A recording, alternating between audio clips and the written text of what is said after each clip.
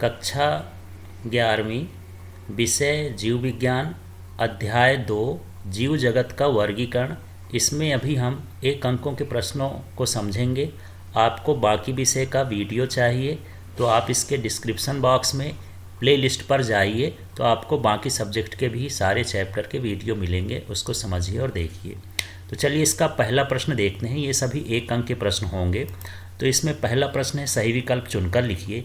इसमें पहला है, जाति शब्द का सर्वप्रथम प्रयोग किसने किया? तो किसने किया? जॉन रे। ये याद करने वाली चीज़ है। अगला क्वेश्चन है, सिस्टेमा नेचुरी नामक पुस्तक के लेखक कौन थे? तो ये कौन थे? लीनियस। अगला प्रश्न है, स्पीसीज प्लांटेरम के लेखक कौन है? तो ये भी कौन है? लीनियस। अगला है, 5 जगत वर्गीकरण किस वैज्ञानिक ने किया? तो ये किसने किया? व्हिटकर ने किया। अगला प्रश्न है, विषाणुओं को रवों के रूप में किस वैज्ञानिक ने प्राप्त किया? तो विषाणुओं को रवों के रूप में स्टैनले ने प्राप्त किया। अगला, विषाणुओं का आनुवांशिक पदार्थ है। तो विषाणुओं में डीएनए और आरएनए दोनों तरह के आनुवांशिक पदार्थ होते हैं।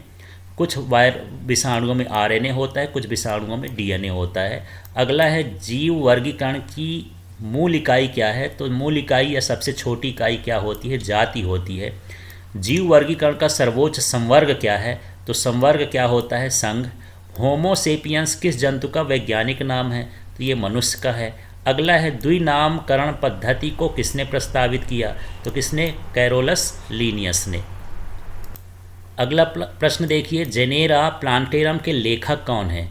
तो ये कौन है? बेंथम एवं हुकर। आपको समझना है, अभी जो लीनियस का था वो स्पीसीज प्लांटेरम था, और यहाँ पर क्या है? Genera plantarum. तो जेनेरा प्लांटेरम को ये लिखें, स्पीसीज प्लांटेरम को लीनियस लिखा है। इसके बाद यहाँ पर अगला है, नग्न बीज किसमें पाए जाते हैं? तो किसमें पाए जाते हैं? जिम्नोस्पर्म में। अगला है, सबसे प्राचीनतम जीवित संवहनी पादप है। तो ये क्या होते हैं? फर्न होते हैं। अगला है, प्लाज्मिड जीवाणु में होते हैं, अतिरिक्त गुणसूत्र होते हैं इसमें। अगला प्रश्न है, जाति वृत्तीय वर्गीकरण है विकास की दशाओं के अनुसार। अब प्रश्न देखते हैं, वंश ऐसा समूह है जिसमें परस्पर संबंधित होते हैं। तो वंश ऐसा समूह होता है जिसमें, तो ये है जाति। तो वंश ऐसा समूह होता है जो जातियों से मिलकर बनता है। अगला है, कृत्रिम प्रणाली द्वारा वर्गीकरण का आधार है। तो कृत्रिम प्रणाली में हम 1 या 2 या कुछ लक्षण ही लेते हैं। अगला प्रश्न है, वर्गीकरण का उद्देश्य है। तो वर्गीकरण का उद्देश्य होता है जीवों को खोजना, पहचानना, नामकरण करना तथा समूहों में बांटना। ये वाला ऑप्शन सही हो जाएगा। अगला प्रश्न है, गोल जीवाणु है। तो इनमें से जो गोल जीवाणु हैं वो कौन सा जीवाणु होता है? कोकाई। इसके बाद अगला है, लेग्यूमिनस पौधे की जड़ की गांठ में पाया जाने वाला एन स्थिकारक नाइट्रोजन स्थिकारक जीवाणु है। तो वो जीवाणु क्या होता है? राइजोबियम होता है। अगला प्रश्न देखते हैं, जीवाणु कोशिका की भित्ति एक प्रमुख बहुलक है। तो जीवाणु कोशिका की भित्ति जो होती है वो सेलुलोज का बहुलक होती है। इसके बाद लौह जीवाणु का एक उदाहरण है। तो इसमें जो जियोबैसिलस है ये लौह जीवाणु का एक उदाहरण है। फिर यह नॉस्टॉक है। तो नॉस्टॉक एक नील हरित जीवाणु होता है। अब यहाँ पर देखते हैं, रिक्त स्थानों की पूर्ति करिए। किसी जाति के विकासात्मक इतिहास को खाली स्थान कहते हैं, ये जाति वृत्ति कहलाती है। शैवाल व कवक दोनों पौधे सहजीवी के रूप में लाइकेन में साथ रहते हैं। अगला है, वायरस जीव में जीवित व अजीवित गुण में पाए जाते हैं। तो यहाँ पर वायरस जीव में जीवित और अजीवित गुण दोनों पाए जाते हैं। अगला है, जीव जगत में सही स्थिति जानने का अध्ययन क्या कहलाता है? ये वर्ग की कहलाता है। सदियों से पूर्ण जीवधारी की रचना का ज्ञान खाली स्थान से मिलता है। तो ये जीवाश्मों से मिलता है। पक्षी व सरीसृप के बीच की कड़ी का नाम क्या है? तो ये आर्कियोप्टेरिक्स है। तो ये देख लीजिएगा, आर्कियोप्टेरिक्स। इसके बाद अगला है, खाली स्थान को आयुर्वेद का जनक कहा जाता है, चरक को। खाली स्थान सबसे बड़ी जंतु कोशिका है। तो ऑस्ट्रिच का अंडा ये जंतु कोशिका सबसे बड़ी होती है। जीवाणु भोजी के केंद्रक में खाली स्थान होता है। तो जीवाणु भोजी के केंद्रक में डीएनए होता है। अगला है, लेग्यूमिनेसी कुल के पौधे कृषि के लिए लाभदायक होते हैं क्योंकि उनमें खाली स्थान जीवाणु होता है। तो ये राइजोबियम जीवाणु होता है जो सहजीवी होता है। अगला प्रश्न है, दुग्ध के उत्पादन के किण्वन के लिए खाली स्थान उत्तरदायी होता है। तो दुग्ध के किण्वन के लिए लैक्टोबैसिलस, इसके उपयोग से दही बनती है, तो इस तरह से यहाँ पर लैक्टोबैसिलस भरना है। अगला है, जीवाणु की कोशिका भित्ति खाली स्थान से बनी होती है। तो ये म्यूको कॉम्प्लेक्स से बनी होती है। खाली स्थान द्वारा जीवाणु लैंगिक प्रजनन करते हैं। अनुवांशिक इकाइयों के स्थानांतरण द्वारा जीवाणु लैंगिक प्रजनन करते हैं। अगला है, मेथेनोजन जीवाणु खाली स्थान है, तो ये अवायवीय जीवाणु होता है। निमोनिया रोग खाली स्थान द्वारा उत्पन्न होता है, तो ये किससे होता है? जीवाणु से उत्पन्न होता है। अब अगले देखते हैं, उचित मेल कीजिए या सही जोड़ी मिलाइए। तो यहाँ आयुर्वेद के जनक, तो आयुर्वेद के जो जनक हैं ये कौन कहला गए? यहाँ पर ये कहला गए चरक। फिर अगला है, तीन जगत वर्गीकरण। तो तीन जगत वर्गीकरण को किसने दिया? हीकल ने, तो यहाँ पर ये हीकल हो गया। फिर है पांच जगत वर्गीकरण। तो पांच जगत वर्गीकरण किसने दिया? आर.एच. व्हिटकर ने। फिर अगला है प्राकृतिक वर्गीकरण। तो प्राकृतिक वर्गीकरण किसने दिया? जॉन रे ने, तो ये हो गया। द्विनाम पद्धति, तो द्विनाम पद्धति किसने दिया? कैरोलस लीनियस ने। चार जगत वर्गीकरण किसने किया? तो किसने किया? कोपलैंड ने। इस तरह से यहाँ पर इनकी जोड़ी देखना है।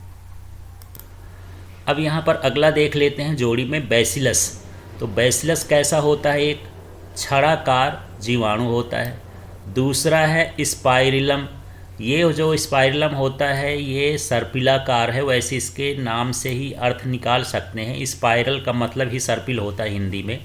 फिर तीसरा है कोकस। तो जो कोकस होता है वो साधारण गोल जीवाणु होता है, जिसको कोकाई भी कह देते हैं। चौथा है स्ट्रेप्टोकोकस। तो ये भी गोल माला के समान जीवाणु होता है, ये स्ट्रेप्टोकोकस। फिर है पांचवा मोनेरा। तो ये मोनेरा जो होते हैं प्रोकैरियोटिक एक कोशिकीय जीव होते हैं। तो इस तरह से यहाँ पर हमको जोड़ी मिलाना है। अगला प्रश्न है, एक शब्द में उत्तर दीजिए। तो चलिए पहला प्रश्न देखते हैं। जीवधारुओं के जीव जगत में सही स्थिति जानने के अध्ययन की शाखा को खाली स्थान कहते हैं। ये खाली नाम बताना है, तो ये क्या कहलाया? वर्ग की। दूसरा प्रश्न है, न्यूक्लियो प्रोटीन के बने अति सूक्ष्म जीव जिन्हें केवल इलेक्ट्रॉन सूक्ष्मदर्शी द्वारा देख सकते हैं कहलाता है। तो ये न्यूक्लियो प्रोटीन से बना हुआ सूक्ष्म जीव क्या होता है? विषाणु होता है। अगला है, प्राचीनतम जीवित जीवाश्म किसे कहते हैं? तो ये प्राचीनतम जीवित जीवाश्म जो है वो कौन सा है? आर्की बैक्टीरिया है। फिर अगला है, कभी कभी जीवाणु के कोशिका द्रव्य में मुख्य डीएनए तंतु के अलावा कुछ स्वतंत्र छोटी आनुवांशिक इकाइयाँ मिलती हैं, क्या कहलाती हैं? तो ये प्लाज्मिड कहलाता है। तो जीवाणु कोशिका द्रव्य में डीएनए के तंतु मिलते हैं, इन्हीं को क्या कहा जाता है? प्लाज्मिड होता है। ये स्वतंत्र होते हैं। जब प्लाज्मिड मुख्य आनुवांशिक इकाई से संयुक्त अवस्था में पाए जाते हैं तो इन्हें क्या कहते हैं? तो इन्हें एपिसोम्स कहते हैं। तो कुछ प्लाज्मिड तो स्वतंत्र अवस्था में पाए जाते हैं, लेकिन ये संयुक्त अवस्था में भी पाए जाते हैं आनुवांशिक इकाई के साथ, तो इसे क्या कहा जाता है? एपिसोम्स कहा जाता है। अगला प्रश्न है, सत्य असत्य बताइए। तो चलिए इसमें देखते हैं। लॉरेंथस एक विस्कस आंशिक परजीवी है, सत्य है। वर्गीकरण में प्रयुक्त संवर्गों में सबसे उच्च संवर्ग संघ होता है, असत्य है। जीवों के विभिन्न समूहों को उनके गुणों तथा विकास के आधार पर एक निश्चित श्रृंखला में व्यवस्थित करना पदानुक्रम कहलाता है, ये भी सत्य है। थियोफ्रास्टस ने वंश तथा कुल शब्दों का सर्वप्रथम प्रयोग किया था, ये असत्य है। भारतवर्ष में जीवों के वर्गीकरण का प्रमाण वेद और उपनिषद में भी मिलता है, सत्य है। पौधे को सुखाकर दबाकर कागज के सीटों पर वर्गीकरण की किसी मान्य पद्धति के अनुसार क्रमबद्ध कर भविष्य के लिए संरक्षित रखने की संग्रह विधि को हर्बेरियम कहते हैं, यह भी हर्बेरियम कहलाती है, ये सत्य है। यहाँ हर्बेरियम की परिभाषा भी आपको समझ लेना है। अगला है, अचार जेली में अधिक नमक व शक्कर इनके पदार्थों को सड़ाता है, असत्य है, बल्कि ये बचाता है। अगला 8वां है, विकसित जीव कोशिका विभाजन द्वारा शरीर में वृद्धि करते हैं, जबकि एक कोशिकीय जीव इसके द्वारा संख्या में वृद्धि करते हैं। तो जब एक कोशिकीय जीव विभाजन करते हैं तो नए जीवों को उत्पन्न करते हैं, लेकिन जब विकसित जीव करते हैं तो अपने शरीर में वृद्धि करते हैं। अगला प्रश्न देखते हैं, विषाणु जीवित व मृत दोनों कोशिकाओं में वृद्धि कर सकते हैं। तो विषाणु जीवित मृत दोनों कोशिकाओं में वृद्धि कर सकते हैं, गलत है। यदि ये जीवित कोशिकाओं में ही ये केवल वृद्धि करते हैं। अगला है, मोनेरियन कोशिका एक सुसंगठित केंद्रक नहीं होता, ये सत्य है। तो यहाँ पर आपको विषाणु में समझ लेना है, विषाणु जीवित और अजीवित दोनों दशाओं में रह सकते हैं, लेकिन वृद्धि केवल किस में कर सकते हैं, जीवित में, मृत में नहीं कर सकते, इसलिए क्या हो गया, असत्य हो गया।